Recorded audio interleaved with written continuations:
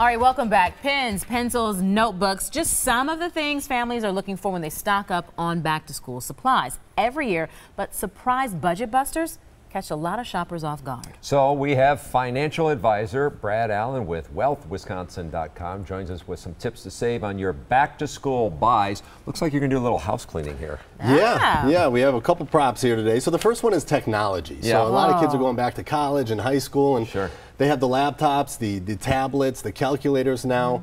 What a lot of people don't realize is they're very expensive, but you end up paying more on the interest than you do the actual product if you put it on a high interest credit card and you end up paying it off over time. So one of the things to think about with something like this, either save up the cash and use cash for it, or there are sometimes payment plans that you can do that have less interest rates. So you want to see if that payment plan has an interest rate, but something to ask ahead of time, is there a payment plan for something like this? I mean, I remember the days with just a protractor, a ruler, and a peachy folder, but now you're right. These things are more expensive. What else is catching people off guard? Well, the second one is going to be the little things. So a lot of the kids have their lists of all the required stuff that they need to bring in, but then there's the extras, the stuff like the Clorox wipes to keep the classroom clean, all that kind of stuff. They're supposed to bring that? They are, yeah. It's not required, but it's extra. So one of the things to think about here is a lot of parents don't know what to get the teacher for a gift around the holidays or something like that. Clorox wipes? They don't realize that the teacher pays out of their pocket for that. Yes, I do know that. That's a lot. So maybe saving some of the stuff throughout the year and putting it in a gift basket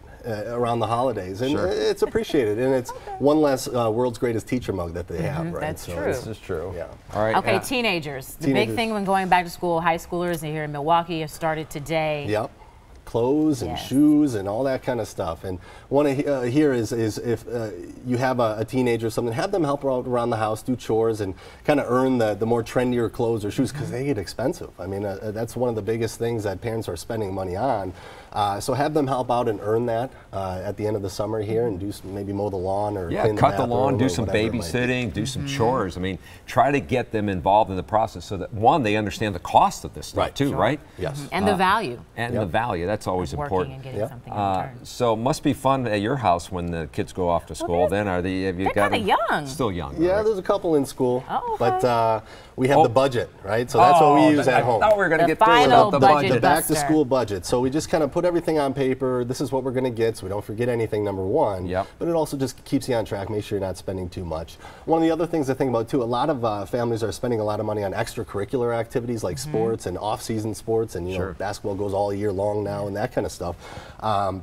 But you need to put your retirement ahead. A lot of parents are not putting money into savings accounts or 401ks. They're putting all this money into extracurricular sports and stuff like that. So have that balance. I was going to say, how do you balance it? Because you want the best for your child. And a lot of times people put their kids in these A leagues so that they can get into college and get a scholarship so you won't have to pay for college. Yeah, it's tough, but you have to maybe budget out and maybe cut back on other things so you can put more money. It's all about, we always say, you can take out a loan for certain things. You cannot take a loan out for retirement. So you want to make sure that you're putting money away so that when you get there, and we will, that you're ready for it. All right. Got any hand-me-down crayons? I mean, so I can use those. No, sure.